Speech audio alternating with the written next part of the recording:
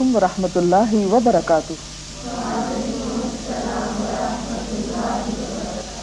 نحمده ونصلي على رسوله الكريم، اما بعد، فاعوذ باللہ من الشیطان الرجیم، بسم اللہ الرحمن الرحیم، رب اشرح لي صدری ویسر لي امری واحلل عقدۃ من لسانی یفقہوا قولی۔ ناظرین، ہماری آج کی گفتگو کا موضوع ہے روزہ اور امانت۔ روزہ انسان کے اندر اچھے اخلاق کی پرورش کرتا ہے اور ان میں سے ایک امانت داری بھی ہے۔ امانت داری کا مفہوم یہ ہے کہ انسان پر اللہ تعالیٰ کی طرف سے اور اس کے بندوں کی طرف سے جو ذمہ داری بھی ڈالی جائے وہ اسے اچھی طرح بطریق احسن ادا کرے۔ یہ کام کون کرتا ہے؟ یہ کام وہی انسان کر سکتا ہے جس کے دل میں اللہ رب العزت کا تقویٰ ہو، اور تقویٰ کے پیدا کرنے کے لیے تو روزے فرض کیے گئے۔ اس لیے یہ مہینہ ایک ایسا مہینہ ہے جس میں ہم اپنے اندر اس صفت کو آسانی کے ساتھ پیدا کر سکتے ہیں۔ امانت داری کو عام طور پر مالی معاملات کی حد تک محدود کر دیا جاتا ہے، حالانکہ اسلام میں لفظ امانت وسیع تر معنی میں استعمال ہوتا ہے، جو تمام تر ذمہ داریوں کو خواہ وہ اللہ تعالیٰ کی طرف سے ہو یا بندوں کی طرف سے ہو بہتر طریقے سے ادا کرنے کا نام ہے۔ اس مفہوم کی وضاحت بخاری کی یہ حدیث کرتی ہے جس میں آپ صلی اللہ علیہ وسلم نے فرمایا ہے،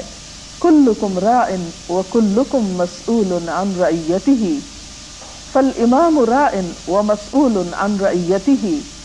والمرأة فی بیت زوجها راعیۃ وہی مسئولۃ عنہا، والخادم فی مال سیدہ راع وہو مسئول عن رعیتہ۔ اس کا ترجمہ کچھ یوں ہے کہ تم میں سے ہر شخص نگران ہے اور ہر شخص سے اس کی رعایا کے بارے میں، اس کے زیر دست لوگوں کے بارے میں پوچھا جائے گا۔ امام بھی نگران ہے اور ذمہ دار ہے اور اس سے اس کی رعایا کے بارے میں سوال کیا جائے گا۔ عورت اپنے شوہر کے گھر میں نگران ہے اور اس کے بارے میں جواب دہ ہے۔ اسی طرح خادم، نوکر، وہ بھی اپنے آقا کے مال کے بارے میں ذمہ دار ہے، اس سے اس کے بارے میں سوال کیا جائے گا کہ اسے ضائع تو نہیں کیا، اسے کس طرح استعمال کیا۔ گویا ہر انسان، خواہ بڑا ہو یا چھوٹا، کسی بڑے عہدے پر فائز ہو یا کسی معمولی کام پر ذمہ دار بنایا گیا ہو، ہر شخص کسی نہ کسی طرح اس دنیا میں کوئی نہ کوئی ذمہ داری نبھا رہا ہے۔ اور امانت پھر کیا ہے؟ اپنی ذمہ داریوں کو اچھی طرح نبھانا، خوبصورتی سے نبھانا، ذمہ داری ڈالنے والے کا جو مطالبہ ہے، جو تقاضا ہے، اس کو عمدہ طریقے سے پورا کرنا، اس کی سیٹسفیکشن کے لیول پر کام کرنا۔ قرآن پاک میں ہم دیکھتے ہیں کہ لفظ امانت کئی طرح سے استعمال ہوا ہے۔ مثلا سورۃ الاحزاب میں پورے دین کو ہی امانت کہا گیا۔ ارشاد باری تعالیٰ ہے، اِنَّا عَرَضْنَا الْأَمَانَةَ عَلَى السَّمَاوَاتِ وَالْأَرْضِ وَالْجِبَالِ فَأَبَيْنَ أَن يَحْمِلْنَهَا وَحَمَلَهَا الْإِنسَانُ، کہ ہم نے امانت کو یعنی دین کو آسمان و زمین اور پہاڑوں پر پیش کیا، انہوں نے اس کو اٹھانے سے، ذمہ داری کو قبول کرنے سے انکار کر دیا۔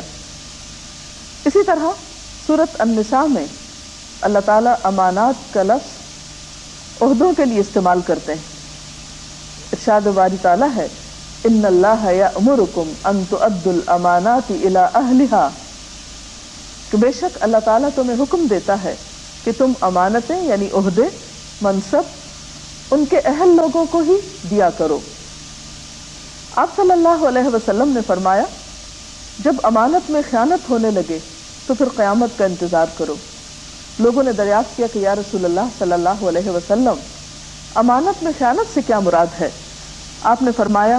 معاملات حکومت نااہل لوگوں کے حوالے کرنا، یعنی یہ بھی خیانت کی ایک قسم ہے، اور اہل لوگوں کے حوالے کرنا امانت کا صحیح طور پر ادا کرنا ہے۔ پھر اسی طرح عبادات اور معاملات میں بھی امانت داری کی ضرورت ہوتی ہے۔ نماز میں خیانت سے مراد کیا ہے؟ رکوع اور سجدے کا صحیح طور پر ادا نہ کرنا، یعنی رکوع کے لیے ہلکا سا جھکنا اور فوراً کھڑے ہو جانا، سجدے میں جانا اور مرغے کی طرح ٹھونگے مار کر اٹھ جانا، اور اللہ تعالیٰ کو کچھ بھی یاد نہ کرنا، جیسا کہ ایک حدیث میں ایک منافق کی صفت یہ بتائی گئی۔ پھر اسی طرح روزے میں خیانت، روزے میں خیانت یہ ہے کہ انسان کھانا پینا تو چھوڑ دے لیکن اپنی زبان کو جھوٹ سے، غیبت سے، کسی کا دل دکھانے سے نہ روک سکے، اپنی نگاہوں کو بری چیزوں کے دیکھنے سے نہ روک سکے، کیونکہ نگاہوں کی بھی خیانت ہوتی۔ قرآن پاک میں اللہ تعالیٰ فرماتے ہیں وَيَعْلَمُ خَائِنَةُ الْأَعْيُنِ وَمَا تُخْفِي الصُّدُورُ،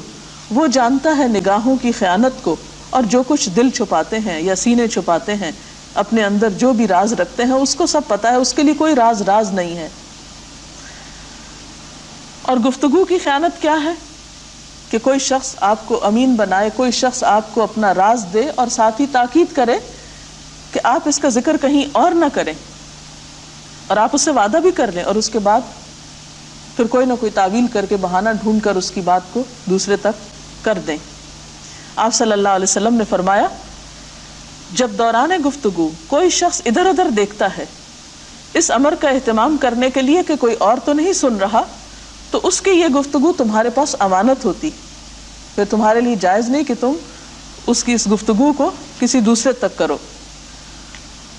اسی طرح مجلسیں بھی امانت ہیں۔ آپ صلی اللہ علیہ وسلم نے فرمایا المجالس بالامانہ، مجالس بھی امانت ہوتی ہیں، یعنی وہاں پر ہونے والی گفتگو بھی امانت ہے۔ اس کا کیا مطلب ہے کہ جو بات جیسے کی جائے اسی رنگ میں آگے پیش کی جائے، اور اگر وہاں موجود لوگوں کی مرضی نہ ہو اس بات کو باہر کرنے کی، یا منع کیا گیا ہو کہ اس مجلس کی بات باہر نہیں جانی چاہیے، یا مثلاً ایک گھر کے اندر کی جو پرائیویسی ہوتی ہے، مثلاً آپس میں خاندان مل جل کر رہتا ہے اور ان میں ایک شخص اجنبی ہے، مثلاً نوکر ہے یا کوئی بھی اور شخص، تو اس کے لیے یہ گھر کی مجلس ایک امانت ہے، اس کو حق نہیں کہ وہ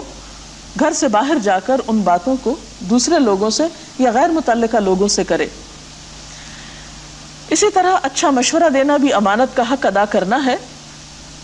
آپ صلی اللہ علیہ وسلم نے فرمایا المستشار مؤتمن، جس سے مشورہ کیا جاتا ہے وہ بھی امانت دار ہوتا ہے، اس کو بھی اچھی طرح مشورہ دینا چاہیے، اور ایسا مشورہ دینا چاہیے جو وہ اپنے لیے پسند کرے گا کہ کوئی اس کو اچھی رہنمائی دے۔ آپ صلی اللہ علیہ وسلم نے فرمایا جو اپنے بھائی کی کسی ایسے معاملے کی طرف رہنمائی کرے جس کے بارے میں وہ جانتا ہو کہ بھلائی اس کے علاوہ کسی اور چیز میں ہے، تو دراصل وہ خیانت کا ارتکاب کر رہا ہے۔ مثلاً ایک شخص آپ سے آ کر کسی معاملے میں کوئی مشورہ کرتا ہے، آپ کے پاس کوئی ہنر ہے، کوئی سکل ہے، کوئی آ کے آپ سے پوچھتا ہے کہ میں یہ کام کیسے کروں، اور آپ اس کو اچھی راہ دکھانے کی بجائے، اچھی طرح وہ بات سمجھانے کی بجائے کسی اور بات کی طرف موڑ دیں اور اس کو پوری طرح اس چیز کے بارے میں نہ بتائیں کہ کہیں اس کا بھی بھلا نہ ہو جائے، تو یہ بھی ایک طرح سے خیانت ہے۔ ایک اور حدیث میں آتا ہے کہ بہت بڑی خیانت ہے یہ بات کہ تم اپنے بھائی سے جو گفتگو کر رہے ہو وہ اسے سچ سمجھ رہا ہو حالانکہ تم اسے جھوٹ بول رہے ہوتے ہو۔ یعنی ایک شخص آپ پر اعتماد کر رہا ہے، آپ کی بات کو لے رہا ہے، مان رہا ہے، اور آپ اسے غلط مشورہ دے رہے ہیں یا جھوٹی بات کر رہے ہیں حالانکہ وہ آپ کو سچا سمجھ رہا ہے۔ اسی طرح مالی معاملات میں امانت کے بارے میں قرآن پاک میں آتا ہے فَلْيُؤَدِّ الَّذِي اؤْتُمِنَ أَمَانَتَهُ وَلْيَتَّقِ اللَّهَ رَبَّهُ، بس چاہیے کہ ادا کر دے وہ شخص جسے امانت دار بنایا گیا ہو، اور چاہیے کہ اللہ سے ڈرے جو اس کا رب ہے۔ مال میں خیانت صرف یہ نہیں ہے کہ انسان روپے پیسے کو اس کے اصل مالک کو واپس نہ کرے یا کم واپس کرے، بلکہ اس کے علاوہ، مال کے علاوہ یا کیش کے علاوہ جو کائنڈ یا کوئی برتنے کی چیز ہے یا استعمال کی چیز ہے، اگر کوئی شخص اپنی کوئی چیز آپ کے پاس امانت کے طور پہ رکھواتا ہے تو آپ کو اس بات کا حق نہیں کہ آپ مالک کی مرضی کے بغیر اسے استعمال کریں۔ مثلا کسی نے آپ کے ہاں واشنگ مشین امانت کے طور پر چھوڑی، وہ شہر سے باہر کہیں جا رہا تھا یا اسے کوئی ایسی مجبوری پیش آئی، وہ رکھوا کر جاتا ہے چند دن کے لیے کہ واپس آؤں گا تو میں لے لوں گا، اور آپ کیا کریں کہ روزانہ اس میں کپڑے دھونا شروع کر دیں اس کی اجازت کے بغیر، تو یہ کیا ہوگا؟ ایک طرح سے اس کی امانت میں خیانت ہوگی۔ یعنی کسی کی کوئی چیز بغیر اجازت استعمال کرنا جبکہ اس نے وہ استعمال کے لیے نہ دی ہو، امانت کے طور پر دی ہو، یہ سب کچھ خیانت میں آتا ہے۔ قرآن پاک میں اللہ سبحانہ وتعالیٰ نے مومن بندوں کی جن صفات کا ذکر کیا ہے ان میں سے ایک امانت اور پاسداری بھی ہے۔ سورۃ المؤمنون میں کامیاب لوگوں کی صفات جو بتائی گئیں ان میں سے ایک یہ ہے والذین هم لاماناتهم وعہدهم راعون، کہ وہ لوگ اپنی امانتوں اور عہد کا پاس رکھتے ہیں، ان کی نگرانی کرتے ہیں۔ اس کے برعکس منافق کی نشانیوں میں سے ایک نشانی یہ ہے کہ جب وہ بات کرتا ہے تو جھوٹ بولتا ہے، جب وعدہ کرتا ہے تو خلاف کرتا ہے، اور جب امانتی بنایا جاتا ہے تو اس میں خیانت کرتا ہے۔ مسلم کی ایک روایت میں آتا ہے کہ خیانت کار جو ہے خواہ وہ نماز روزہ پڑھے لیکن اس کا کوئی دین نہیں، آپ صلی اللہ علیہ وسلم نے فرمایا کہ والخیانۃ ضیاء الدین، کہ خیانت کرنا دین کا ضائع کرنا ہے۔ آپ صلی اللہ علیہ وسلم نے ایک ایسے دور کی پیشن گوئی بھی کی تھی کہ جس میں امانت ختم ہو جائے گی۔ حضرت حذیفہ کہتے ہیں کہ پھر آپ صلی اللہ علیہ وسلم نے اس امانت کے مٹ جانے کا حال سنایا اور فرمایا کہ پھر حال یہ ہوگا، یعنی ایک وقت آئے گا کہ لوگوں کا حال یہ ہوگا کہ آدمی سوئے گا اور امانت اس کے دل سے نکال لی جائے گی اور اس کا ہلکا سا نشان رہ جائے گا، پھر سوئے گا تو امانت چلی جائے گی اور آبلے کی طرح کا داغ رہ جائے گا جو اٹھ تو جاتا ہے لیکن اندر کچھ نہیں ہوتا۔ لوگ لین دین کریں گے لیکن کوئی امانت دار نہ ہوگا۔ اس وقت امانت داری کی مثال اس طرح کمیاب ہو جائے گی، یعنی نہ ملنے کے برابر ہوگی، کہ لوگ مثال کے طور پر کہیں گے کہ فلاں قوم میں ایک امانت دار آدمی ہے،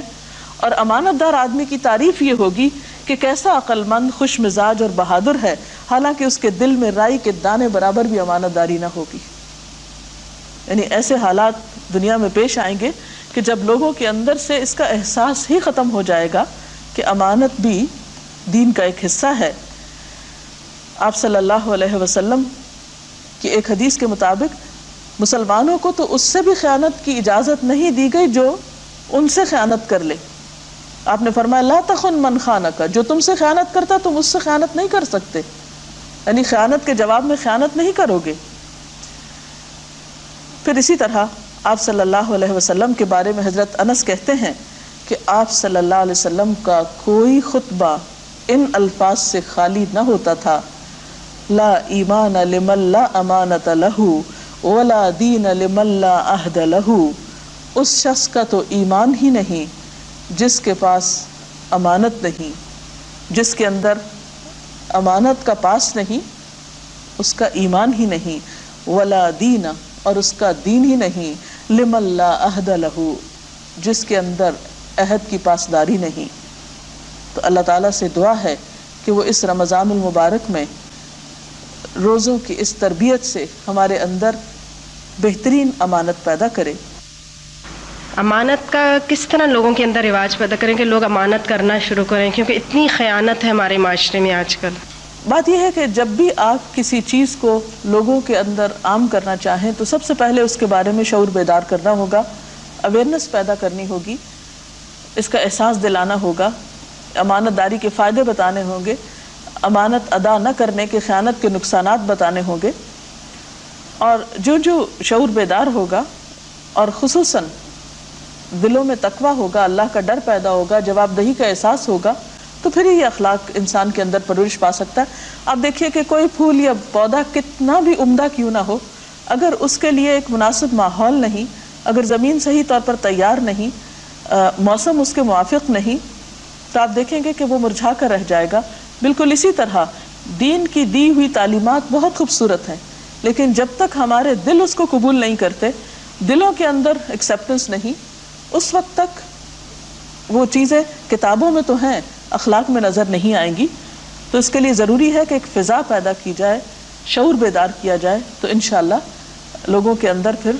اس کی جب ضرورت کا احساس ہوگا اور جواب دہی کا احساس ہوگا تو یہ اخلاق بھی پیدا ہونے لگے گا۔ اور اس کے لیے بہرحال کوشش کرنی پڑے گی، کوئی بھی چیز کوشش کے بغیر حاصل نہیں ہو سکتی۔ ناظرین، اس کے ساتھ ہی ہمارے آج کے پروگرام کا وقت ختم ہوتا ہے۔ کل تک کے لیے اجازت چاہتے ہیں۔ اللہ حافظ۔